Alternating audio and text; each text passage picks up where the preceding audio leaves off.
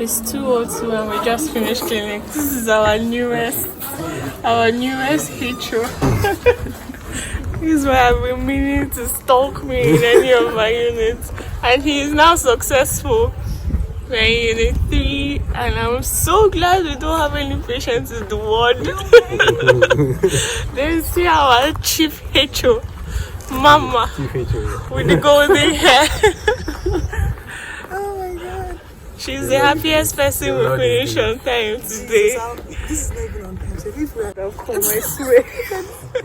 So hi guys, welcome to my channel. For those of you that are new here, I am Dr. Ngm.m.d, Dr. Martins here. So you've seen the thumbnail, you know I'm doing my house job here. And this is my week, I think week 15. Yeah. Very much welcome to my channel. For those of you that are new here, I advise you to subscribe here. I'm sure you're going to have a lot of smiles, a lot of lessons from here. So please do well to subscribe. And if you're a returning subscriber, hi fam. Sorry, forgive me. So we just finished from work. Today is Friday. I just finished from work and we finished pretty early. So initially I was always telling myself pediatrics is going to be very demanding and all of that, but I've done CHU. I finished CHU, yeah, and I survived. And I don't know, my word course has been beautiful so far. You get, although you get the normal issues, parents troubling you and all of that, but so far it's been chill, yeah. And my units, I think I have very beautiful people to work with, but unfortunately, sadly, my senior is going to be leaving our unit and I'm going to be getting somebody else. I really do hope and pray and wish the person coming is as fun, as calm, as I don't know, approachable to as this other one, honestly. Do you get? So yeah, wish us luck, wish me luck. Yeah. Now, in our environment, we've heard of house officers that faint during work. We've heard of house officers that died in the course of their duties. Yeah, we've heard of house officers that, I don't know, developed some kind of illness or the other, maybe because they had worked long hours and then progressed into doing normal day work. Like for instance, if you're on weekend calls, you come back on Monday and continue doing work. How do you expect to be that effective? So you've heard all these stories of house officers. And it comes to my mind most times, or what comes to my mind most times when I hear these stories is, do these people not know that you can't treat people if you're unhealthy? Like you can't offer value if you're sick. You can't offer help if you're helpless. You can't even raise the dead or save the dying if you're dead. Do you get what I mean? So you need to prioritize self-care. You need to prioritize yourself. Burnout is actually a thing. Sometimes you work in centers where there's a lot of toxicity. People don't even give you time to use the bathroom. Like, don't afford you enough time even to go and have breakfast or something like that. But I feel like in the activities of the recent years, chiefs hearing of people that died or people that fainted in the course of their work here, has given them a little understanding of the kind of stress that we house officers face most of the time, yeah. And sometimes I ask myself, is it that my chiefs or these people did not go through the same system as we are right now? Do you get? Sometimes I just wonder, because it seems like they forget, or it seems like maybe they've come to accept the fact that this is the only way to teach these students, or this is the only way we can learn as house officers. And I know it is not right, and I know in my heart of heart this is not the only way I learn. I flourish in an environment that is safe. I flourish in an environment that is friendly, that teaches me with I don't know what the word is now, but like, that is not toxic. I flourish in a non-toxic environment. So I don't understand, is anybody giving you the idea or the knowledge that okay, we usually or we prefer environments that are usually toxic and all of that? I don't know who is giving you that illusion or something, because you don't want a sleepless doctor, a doctor who has had sleepless nights, a doctor who hasn't eaten for the past 24 hours to come and take care of you. That is not being fair to your patients.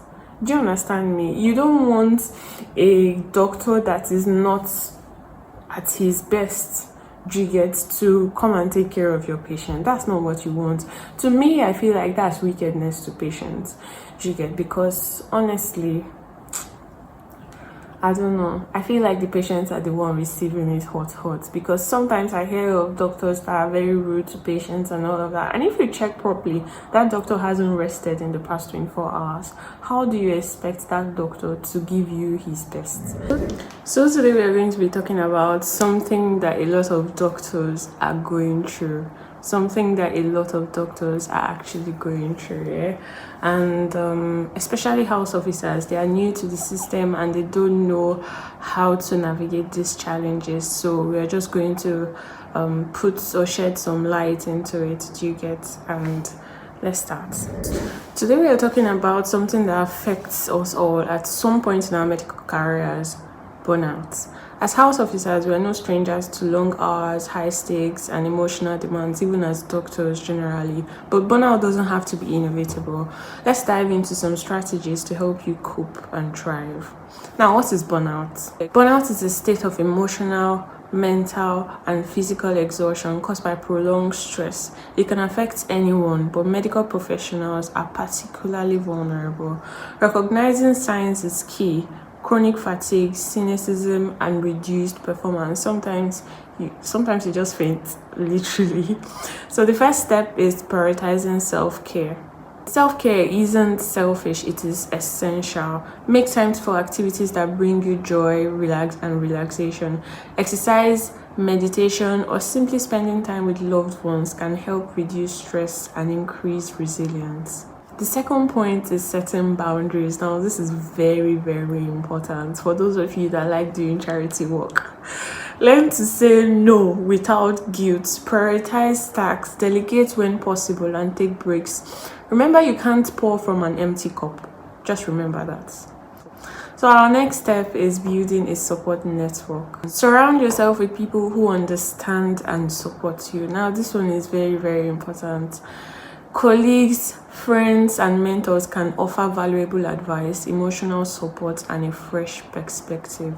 Do you get? Sometimes just escape and go home and see your loved ones. Do you get? The next point is seeking help. Now, don't be afraid to seek help when you need it. Counseling, support groups, or employee assistance programs that can also give you safe space to discuss your feelings and develop coping. Now, the thing I need you to know is that burnout is preventable. By prioritizing self-care, setting boundaries, building a support network, and seeking help when needed, you can thrive as a house officer, as a doctor generally. Remember, you're not alone and your well-being matters. Take care of yourself and don't forget to subscribe for more videos on navigating medical life. So, apparently in pediatrics, I'm in Unit 3, that's cardiology / infectious disease. And in my unit, there are 4 house officers there, yeah. But at no one point are all 4 house officers in the unit, do you get? So last week or 2 weeks ago, I was in Children Emergency Ward or Children Emergency Room chair, do you get? And the other house officer was in the unit. And they just recently brought another, yeah, and now I'm in the ward, and another house officer that was just posted to the unit is now in CHU.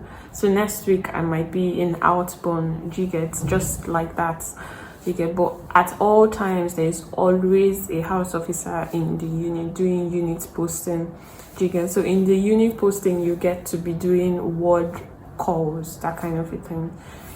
So I think that's how it goes. But the annoying thing in all of this is that if you're on call in pediatrics, it demands that you give IV medications. And I'm asking myself, is this what I'm doing as a medical doctor, giving IV medications? What are the nurses for?